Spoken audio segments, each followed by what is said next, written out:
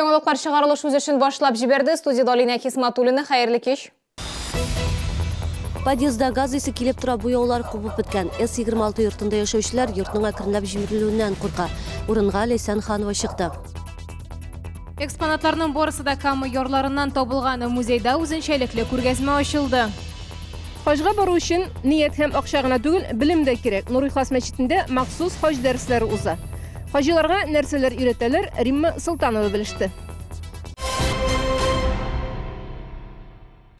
С-26 йортында яшәүче шәһәрдәшләребез ремонт сыйфатыннан канәгать түгел. Алар төгәлсезлекләрне күрсәтеп, безнең телекомпанияның рәсми төркеменә видео язма җибәрде. 3-нче подъездда 2017 елда ремонт булган. Хәзер инде аны яңа баштан ясарга кирәк. Без ни өчен акча түләп торабыз соң, ди шәһәрдәшләр. Урынга безнең иҗат төркеме чыкты. Проблемалар 3-нче подъезд белән генә чикләнми икән. Ләйсән Ханова дәвам итә. 3-нче подъездда проблемалар ишек яныннан ук башлана. Газ исе бик нык булып борынга бәрелә. Йортта яшәүчеләр әйтүенчә, мондый хәл инде озак еллар дәвам итә. Бик еш чакыралар, алар әз генә була, карыйлар, китәләр, бер нәрсә эшләми. Уже десятилетиями. Бу мәсьәлә буенча инде күп тапкыр кеше обращаться итә. Һәр ничә елга бер генә ел түгел инде бу. Киләләр, китәләр, урада нормально диләр. Анасын яңадан карыйсың, уже или погода үзгәрде дип әйтәләр, давление төште, или күтәрер, шуңа запах киләләр. Шулай дип кенә атып әйтәләр. Все, киләләр, китә бесполезно. Подъезд стеналары матур төскә буялган, тик алар күп урында коелып төшкән. Этажлар буенча стеналарда ярыклар да шактый. Рафаэль Дәүләтов бирдә 22 ел яши. Минем күз алдымда йорт җимерелә ди ул. Монда постоянно ремонт ясыйлар и трещины китә. Трещины. Монда осадка бирә, по-моему. Ремонт ясыйлар, ул бер ел тора, и анары тагы китә шул трещина. Проблемалар 3-нче подъезд белән генә чикләнми булып чыкты. Безнең иҗат төркемен күреп, башка подъездлардан да кешеләр җыелды. Идарә итү оешмаларына мөрәҗәгатьләр белән проблемаларны хәл итеп булмый ди алар. Я с 5-го подъезда. У нас на 5-м этаже, во-первых, и до ремонта, и после ремонта, как цвела вот эта плесень в угла, ну, как угловая на кухне. И крыша течет, она уж естественно течет. Йорт 1976 елда төзелгән. Проблемалар күп, шулай да без аларны хәл итәргә тырышабыз ди җылык суешмасы директоры. Зарларны без белгечләргә әйтеп калдырдык. Ә инде 3-нче подъездга килгәндә бирдә ярыкларны якын арада ямарга ышандырдылар. В ближайшее время со стороны подъезда мы можем его заделать, а уже в более теплый период произвести планово-предупредительный ремонт. То есть это будет проводиться с подбором краски и заделкой этих отверстий. С-26 йортының 3-нче подъездында газ исе килеп туру турындагы хәбәрне без газ хезмәте белгечләренә тапшырдык. Бу чыннан да шәһәрдәшләр тормышы өчен куркыныч һәм проблеманы кичекмәстән хәл итү сорала. Ләйсән Ханова, Сергей Вильданов, Яңалыклар. Әгәр дә сезне берәр проблема борчыса, шатлыклы хәбәр җиткерәсегез килсә, безнең редакциянең кайнар элемтә телефонына шалтыратыгыз. 51-31-31 номеры тәүлек буена эшли. Кыска гудоктан соң хәбәрегезне калдырыгыз. Безнең хәбәрчеләребез сезнең белән элемтәгә кереп проблемагызны хәл итәргә булышыр. Шалтыраткач исемегезне һәм телефон номерыгызны калдырырга онытмагыз.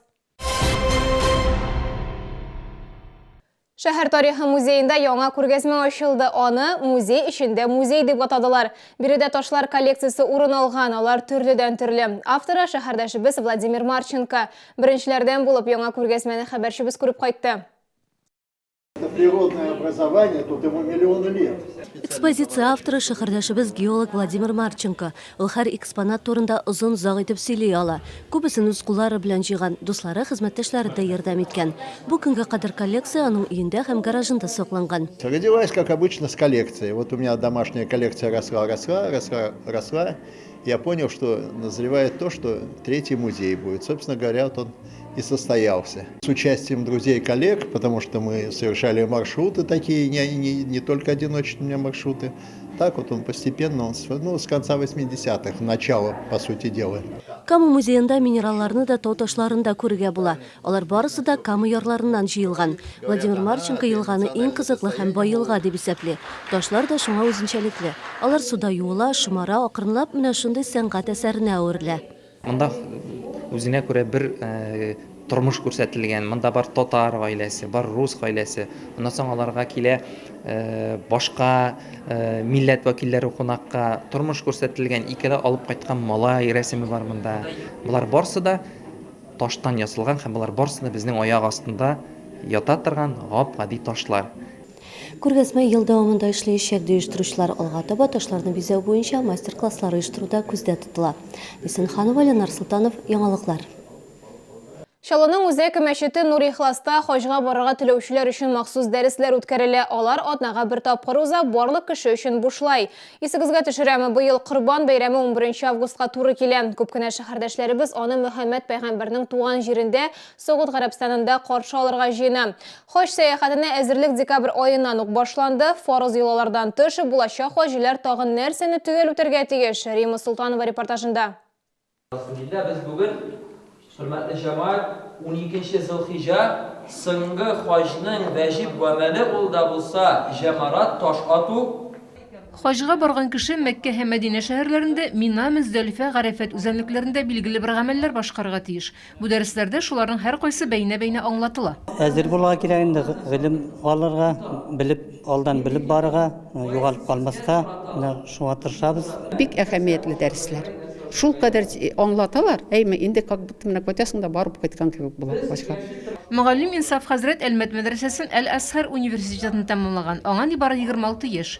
Ул Чаллының иң яшь имамы, әмма инде 2 тапкыр хаҗда булган. Быел да төркем җитәкчесе булып сәфәр кылачак. Аның фикеренчә, кеше хаҗга иң күркәм рәвештә барырга тиеш, чөнки ул Мөхәммәд пәйгамбәрнең туган өендә кунакта. Безнең дәресләребез төп максаты шунда, Аллаһ теләгәнгә карата, аның диненә карата, аның йортына карата хаҗиның йөрәгендә тагын да күбрәк мәхәббәт арттыру, аңлау арттыру. Менә шушы гамәлнең нинди зур әһәмияткә лаеклы икәнлеген аңлау ул безнең төп бурычыбыз булып тора.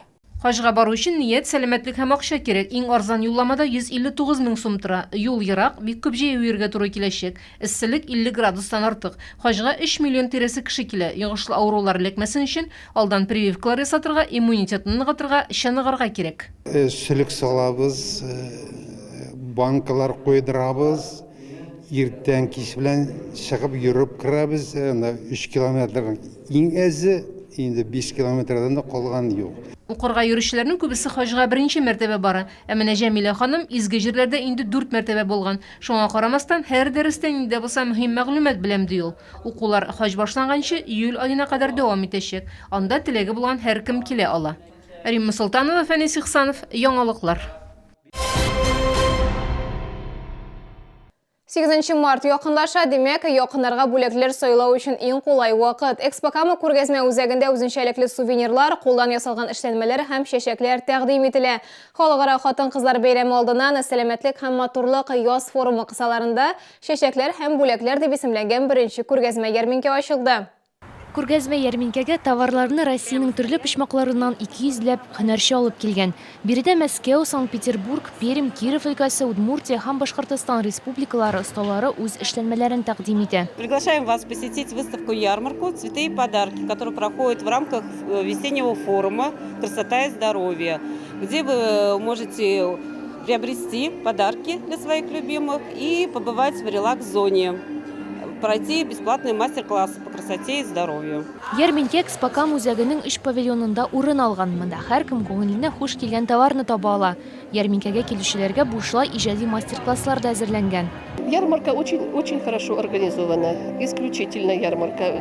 Душа радуется, вот заходишь и поднимается настроение. Әлеге ярминкә 7 мартка дәвам итәчәк. 1, 2, 3 һәм 7 мартта биредә шәһәребезнең иҗат коллективлары концерт программасы белән чыгыш ясаячак. Бу сезгә ишкәрәсе соңгы мәгълүматыбыз иде. Мин Алина Хисматуллина, сезгә күңелле яллар теләп сау булашам. Исән-имин булыгыз.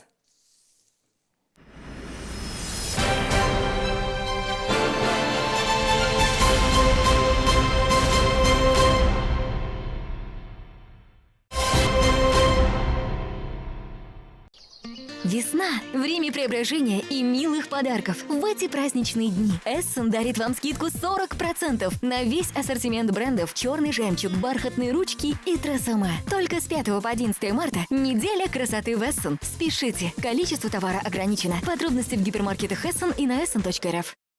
Встречаем весну в выставочном центре Экспокама с 1 по 7 марта на выставке ярмарки «Цветы и подарки 2019».